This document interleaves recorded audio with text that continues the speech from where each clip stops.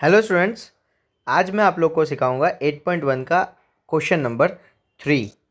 तो देखिए इसमें हमें क्या गिवन है। सबसे पहले इसके अंदर हमें गिवन है sine A that is equals to 3/4। तो मैं इसको यहाँ पे लिख देता हूँ, sine A is equals to 3/4। तो देखो सबसे पहले ये जो 3/4 हमें गिवन है, तो हम लोगों को फाइंड करना है कि 3/4 मतलब एक राइट एंगल ट्राइंगल ले लेना है आप लोगों को। तो उसमें हमें साइन ए पता है, तो आपको पता नहीं होगा कि सर ये जो साइन ए गिवन है, मैंने यहाँ पे बी से राइट एंगल ट्राइंगल ले लिया है। खुद से आप लोग ले सकते हो, क्योंकि ए से नहीं लेना सिर्फ राइट एंगल ट्राइंगल, और दूसरे बी या सी किसी से भी आप ले सकते हो। ठीक है, ए से मेरे को राइट एंगल नहीं लेना और दूसरे दोनों से आप राइट एंगल ले सकते हो। तो मैंने ये यहाँ से राइट एंगल ट्राइंगल ले लिया बी से। तो अब आप लोगों को ये देखना है कि सर ये 3/4 कौन सा होगा, ए बी होगा, बी सी होगा या ए सी होगा। तो उसके लिए आप लोगों को एक चीज़ याद होनी चाहिए, पंडित बद्री प्रसाद हर हर बोले। ठीक है, तो उसमें जो पंडित बद्री प्रसाद में जो पी एच होता है, ना उसको साइन कहते हैं। ये आप लोगों को पता ही है, ठीक है ना। इसको साइन कहते हैं, इसको कहते हैं हम लोग साइन ए, कोई भी साइन थीटा कुछ भी कह सकते हैं। यहाँ पे ए दिया है तो मैं इसको साइन ए मान लेता हूँ। तो यहाँ पे मैं लिख दूंगा इसको P/H। अब आप लोगों को पता होना चाहिए कि ये जो 90 डिग्री है ना, उसके सामने वाला हमेशा क्या होता है, हाइपोटेनियस होता है। ठीक है, फिर एंगल के सामने वाला हमेशा क्या होता है, परपेंडिकुलर होता है। क्या होता है, परपेंडिकुलर। और अब जो बच गया वो हो जाएगा आपका बेस। इतना आप लोगों को पता होना चाहिए। ठीक है, इतना अगर आप लोगों को पता है तो इजीली आप लोग सॉल्व कर सकते हो। ठीक है, तो चलो अब ये तो आप लोगों को पता ही है। तो अब हम लोग आगे देखते हैं कि अब यहाँ पे P/H दिया है, मतलब साइन ए 3/4 दिया हुआ है। क्या दिया है, 3/4। तो यहाँ पे हम लोग ले लेते हैं इसको 3/4। चलो, तो ये हो गया मेरा P जो हो गया वो 3 है और H जो है वो मेरा 4 है। मतलब मुझे फाइंड क्या करना है, मुझे फाइंड करना है ए बी। अब आप लोगों को देखो पाइथागोरस थ्योरम आप लोग अप्लाई तो करते ही हो, इसमें मैं आप लोगों को थोड़ी एक चीज़ और सिखा देता हूँ। पाइथागोरस थ्योरम में इजी हो जाता है, क्योंकि बहुत सारे स्टूडेंट है ना मिस्टेक करते हैं इसमें सॉल्व करने में। तो पहले आप लिख लो according to the Pythagoras theorem, according to the Pythagoras theorem, according to Pythagoras theorem हम लोग यहाँ पे देखते हैं कि ए बी फाइंड करना है स्टूडेंट्स।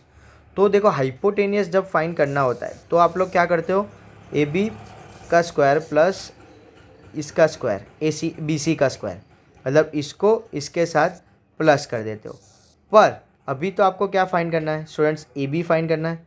ये वाला पार्ट आपको फाइंड करना है, ए बी वाला पार्ट। ठीक है ना, ये वाला पार्ट फाइंड करना है। तो जब भी 90 डिग्री से बनते हुई दो लाइन, उसमें से कोई भी एक लाइन को फाइंड करना होता है।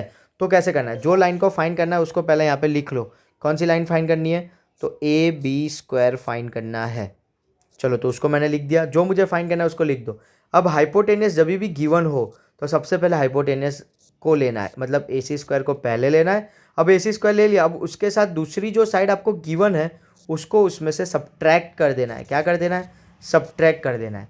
ठीक है स्टूडेंट्स, वैसे आप लोग क्या करते हो, अगर हाइपोटेनियस फाइंड करना होता है तो A C square is equals to दूसरे दोनों साइड को प्लस कर लेते हो, A B square plus B C square. पर यहाँ पे स्टूडेंट्स ऐसा नहीं करना है। ठीक है ना, आपको ए बी फाइंड करना है। अगर ए बी स्क्वायर फाइंड करना है तो आपको क्या करना है, ये बी सी को इससे सब्ट्रैक्ट कर देना है। ठीक है, तो वो हम लोग करते A C square equals to B C square. अब ऐसे अगर आप लोगों को याद नहीं रहता तो डायरेक्ट जो फाइंड करना है उसको यहाँ लिख दो। अब उसमें से जो बच गया, जो हमारे पास गिवन है उसमें हाइपोटेनियस है तो क्या, हाँ है, तो उसको पहले लिख दो और दूसरा जो साइड है उसमें से सब्ट्रैक्ट कर दो। तो इतना याद रख लोगे आप लोग तो ईजी हो जाएगा आपको सॉल्व करने में। ठीक है, तो यहाँ पे हम लोग देख लेते हैं ए सी स्क्वायर। अब ए सी स्क्वायर क्या है हमारा, तो क्या 4 है तो 4 का स्क्वायर कर दो, माइनस बी सी स्क्वायर क्या है हमारा 3 है तो 3 का स्क्वायर कर दो।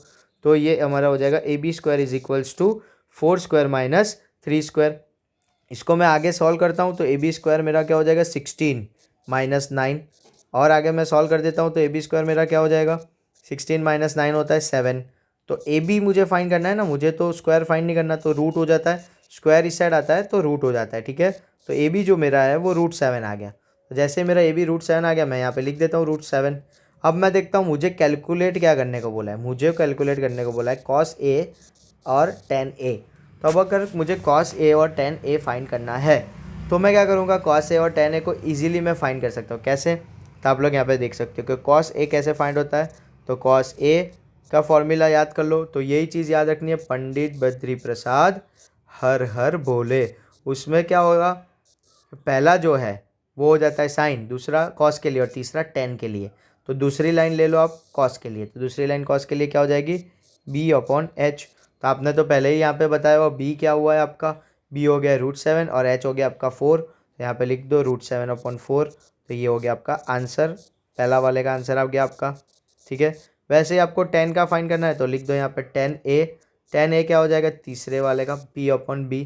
तो p अपॉन बी में देखेंगे p क्या हो गया आपका 3 और b क्या हो गया आपका √7।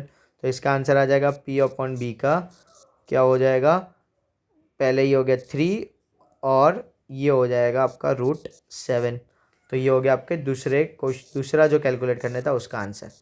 Okay, thank you students.